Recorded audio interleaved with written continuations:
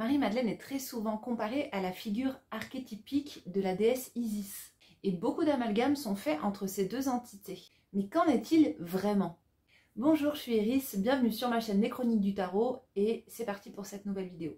Si Marie-Madeleine a peut-être été initiée au culte d'Isis entre la période hellénistique et l'Égypte romaine, si l'on étudie les liens qui pourraient l'apparenter à une déesse, c'est Nephthys, déesse des profondeurs, maîtresse du temple, des onctions et ongans qui s'en rapprochent le plus. Je pense d'ailleurs personnellement que Marie-Madeleine a plutôt été initiée par des prêtresses de Nephthys, mais c'est encore autre chose. Nephthys porte sur sa tête le hiéroglyphe de son prénom égyptien, Neb-Et, qui ressemble à une tour. C'est l'association de Neb et Et. Et, la maison, et Neb, la corbeille, celle des orpailleurs qui permet de filtrer l'or en séparant le bon grain de l'ivraie. Nephthys est d'ailleurs appelée maîtresse du temple ou dame de la tour. Le prénom Marie-Madeleine vient de la forme de l'hébreu Migdal, signifiant littéralement tour. Nephthys est aujourd'hui malheureusement perçue comme une déesse secondaire par rapport à Isis, bien qu'elle joue un rôle essentiel dans les rites funéraires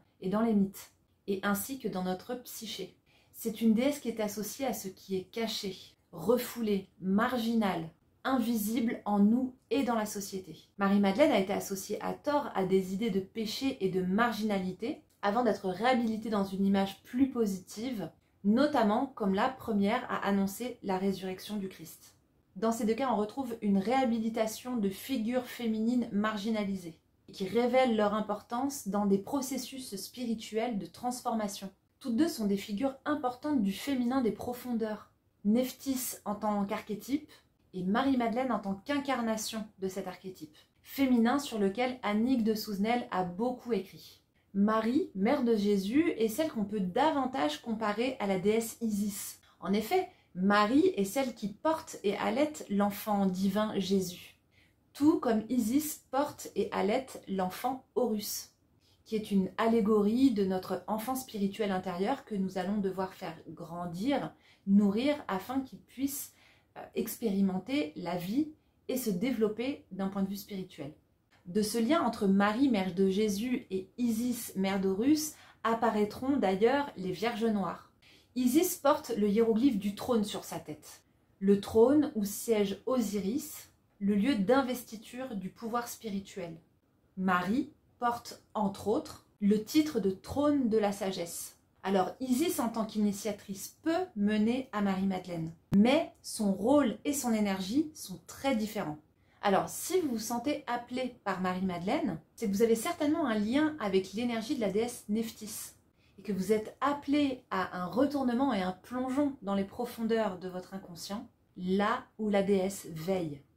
Alors Marie-Madeleine est très présente à notre époque. C'est qu'il y a aujourd'hui une urgence à réhabiliter ce féminin refoulé dans la conscience collective et personnelle, et qui, comme Nephthys et Marie-Madeleine, a été refoulé depuis des siècles. Le féminin sacré a été dévalorisé ou occulté au profit d'un masculin rationnel et dominant.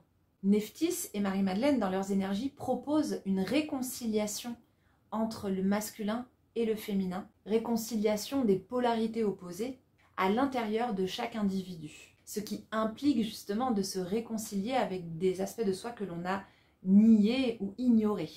Alors en égyptien ancien, femme se dit Sat et s'écrit avec le hiéroglyphe du verrou et la miche de pain qui vient marquer le féminin. Le verrou cache le secret du féminin des profondeurs et Nephthys en est la gardienne.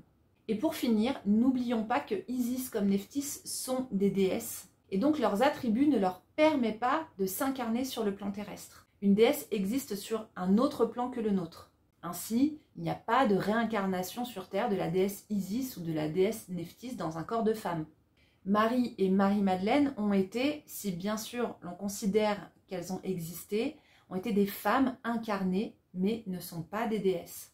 Et vous, avez-vous déjà ressenti une connexion avec la déesse Isis ou avec la déesse Nephthys? N'hésitez pas à partager en commentaire vos expériences personnelles, je me ferai un plaisir de les lire. J'espère que cette vidéo vous a plu. N'oubliez pas de vous abonner, de liker cette vidéo et je vous dis à très bientôt pour un autre sujet.